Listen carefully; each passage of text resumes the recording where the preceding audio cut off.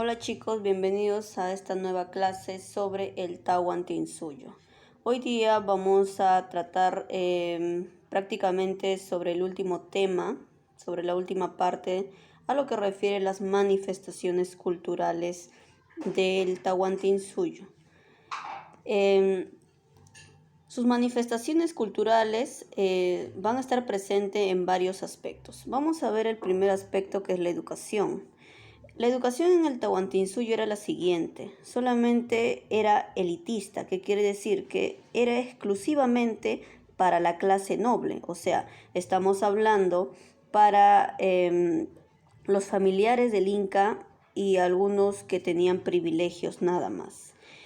Esta educación estaba a cargo de los amautas en los yachahuasis, y estos yachahuasis solamente eran sitios, ¿verdad?, como una especie de escuela para los varones, pero también existía otro tipo de escuela para las mujeres, que eran las acyahuasis, que estaban o tenían como profesores a las mamaconas. En este lugar llamado Yachayhuasi, a los varones principalmente se le enseñaba, por ejemplo, el quechua, se le enseñaba la religión del Inca, el uso de los quipus, para qué servían, las actividades militares y la historia incaica. En cambio, en los acyahuasis, que eran lugares, centros para la mujer, solamente eran utilizados para que esta mujer aprenda los quehaceres del hogar. Luego tenemos el siguiente aspecto, que es la religión. ¿Qué se dice sobre la religión del Tahuantinsuyo? Se dice pues que esta religión es politeísta, que quiere decir que creen en varios dioses, ¿verdad? Entre los dioses principales que ellos van a adorar, estamos viendo al Inti, que es el sol, a Huiracocha, que es el ordenador del mundo, a la Quilla, que es la diosa luna, y a la Pachamama, que es la madre tierra.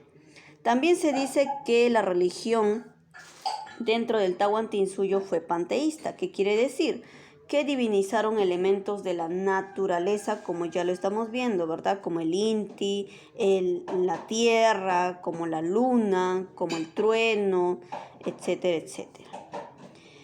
Luego tenemos a los sacrificios humanos dentro de la cultura del Tahuantinsuyo. Siempre estaban asociados al ritual del Capacocha, ¿verdad? Dentro de esos sacrificios humanos vamos a destacar a la dama de Ampato, conocida como la momia Juanita, que estamos viendo aquí la imagen, a la doncella de Salta, hallada en Argentina también. Recuerda que el Tahuantinsuyo, su expansión territorial llegaba hasta Argentina, hasta el país argentino. Luego vemos a la cosmovisión andina. ¿Cuál era la cosmovisión? O sea, cómo ellos veían el mundo. Tenían tres mundos. Tenían al Hanan Pacha, que era el mundo de arriba, que estamos viendo aquí en la imagen, ¿verdad? Era la morada de los dioses, ¿verdad? Dentro de los dioses estaba el Inti, el sol, que es el padre, ¿verdad? Luego tenemos a Huiracocha, que es el dios creador. Tenemos al Coyor, que son las estrellas. Tenemos a la Quilla, que es la luna, ¿verdad? Madre de los incas, ¿verdad? Y bueno, pues tenemos también a Icuichi, que es el arco iris también, ¿verdad? Todos estos elementos, todos estos dioses pertenecen al Hanan Pacha, o sea, al mundo de arriba, la morada o donde se encuentran los dioses.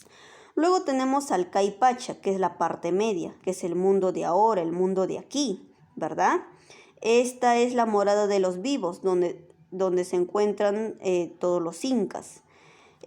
Aquí tenemos al cerro, por ejemplo, que le llaman Apu, espíritu de los cerros. Tenemos a la Cochamama, diosa de las aguas, ¿verdad? Cocha viene del lago.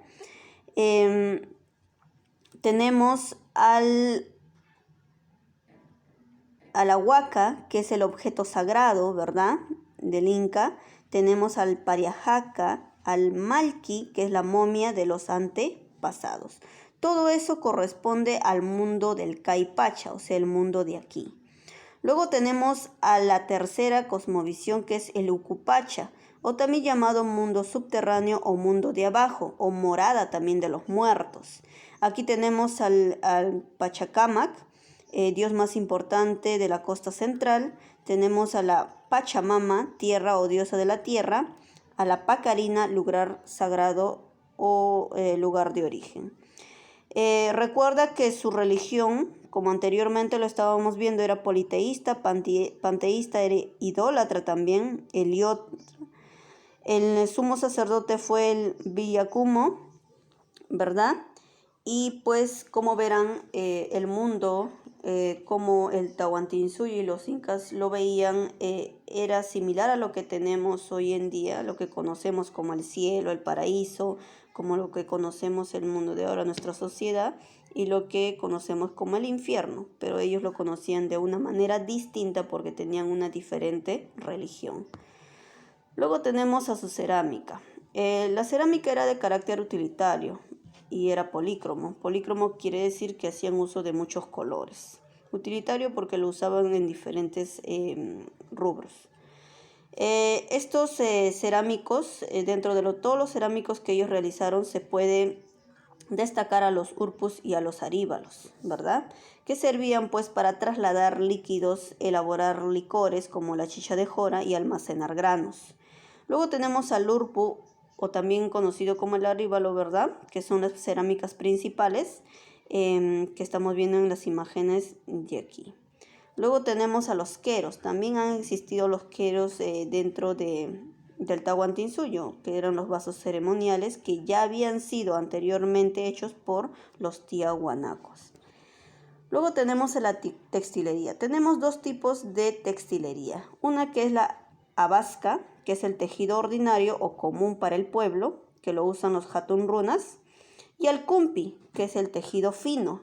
Ese tejido fino es para la realeza o para la nobleza.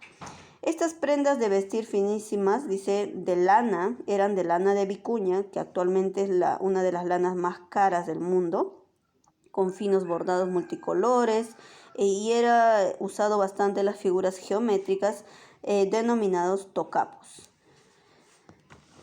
Luego tenemos a la orfebrería. Esta orfebrería estaba destinada al culto religioso, principalmente, y para el uso de la nobleza, para su adorno, ¿verdad? Como persona. Y obviamente van a copiar algunas técnicas de la cultura chimú. Recuerda que Chimú es una de las grandes culturas pues que desarrolló mucho más la orfebrería porque hizo diferentes aleaciones de metales. Las técnicas utilizadas dentro de la orfebrería del Tahuantinsuyo fueron el martillado, fue la soldadura, fue el vaciado, el dorado, por eso es que sus joyas brillaban tanto, el repujado que permitía decorar las figuras de láminas y el calcado. Emplearon también las guairas, que son una especie de hornos de arcilla. También podemos destacar aquí la danza y la poesía que hicieron dentro del Tahuantinsuyo. La casua, que es la danza de la alegría, la cachampa, que es la danza de la guerra, la tamarca, que es la danza funeraria. Y también dentro de la poesía podemos destacar a los jarabicus, que eran aquellos maestros impulsores de la poesía dentro del Tahuantinsuyo. Eran sabios y filósofos en ese entonces. En la música podemos destacar, por ejemplo, aquí lo que fue el uso de varios instrumentos y fue obviamente la música pentafónica que ellas tenían. Por ejemplo, tenemos al Ayi, canción de victorio de guerra, al Ayarachi, que es canción funeraria, que actualmente ese tipo de música lo practican mucho en Puno, con los llamados sicuris. Luego tenemos al Jarawi, que es una canción religiosa y muy triste. Tenemos también instrumentos musicales que ellos usaron, sobre todo instrumentos de viento. Dentro de ellos tenemos a la quena, tenemos a la flauta, tenemos a la zampoña, tenemos al pututo, que es muy característico, tenemos a la antara, que hasta hoy en día se usa, ¿verdad?, en lo que es la música del sicuri.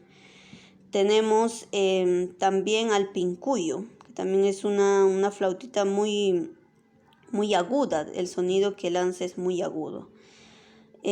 Luego también tenemos a instrumentos de percusión como la tinja, ¿verdad?, o tinta también se le llama, y el huancar. Entonces, esos fueron los aspectos culturales pues que los incas han tomado mucho en cuenta. Luego tenemos a la arquitectura incaica. Esta arquitectura incaica o esta manifestación era la principal que teníamos en el Tahuantinsuyo, ya que dentro de ella se van a destacar diferentes tipos de arquitectura. Lo principal que siempre se va a destacar es la arquitectura religiosa y la arquitectura militar. ¿Por qué? Porque de ellas, pues, hasta hoy en día son conocidas diferentes lugares donde ellas están, ¿no? Esta arquitectura tiene demasiada solidez, es muy sencilla, tiene demasiada simetría y es monumental, o sea, son grandes. Ellos para realizar su arquitectura han utilizado una piedra labrada. Si alguno de ustedes logra ir a Cusco, por ejemplo, se va a encontrar con la piedra de los 12 ángulos que vemos en esta imagen y uno se preguntará, ¿y cómo hicieron, o sea, tan perfectamente ese tallado de piedra o labrado de tierra para que encajonara de esa forma, ¿no? Y es más, hasta hoy en día, a ciencia cierta, no se puede ni conocer cómo es que ellos pudieron construir de forma tan perfecta este tipo de centros. Luego tenemos las diferentes separaciones de cómo ellos hacían su arquitectura. Tenemos a la arquitectura religiosa, por ejemplo.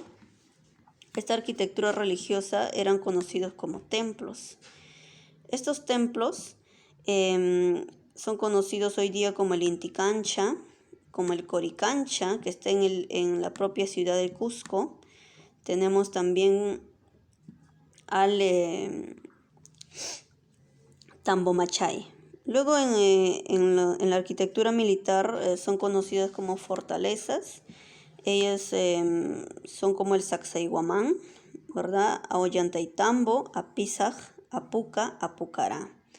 Luego tenemos a la arquitectura civil, son también conocidos como palacios. Estos palacios son conocidos como Amarucancha, como Machu Picchu, ¿verdad? Tan conocido Machu Picchu, las Pazuelas o Unzos y Huaycaipata. Bien, chicos, solamente para recalcar algo, cuando ellos se encontraban en guerras, ellos usaban ciertas armas. Tenemos entre armas ofensivas y armas defensivas. Entre las armas ofensivas, cuando ellos realizaban actividades militares como ejército, entre las ofensivas tenemos a las hondas, a las hachas, a las cachiporras, a las boleadoras, a las lanzas, a las flechas. Entre las armas defensivas tenemos al escudo de madera, al vestido acolchado y a los cascos. Muy bien, chicos, con esta explicación hemos terminado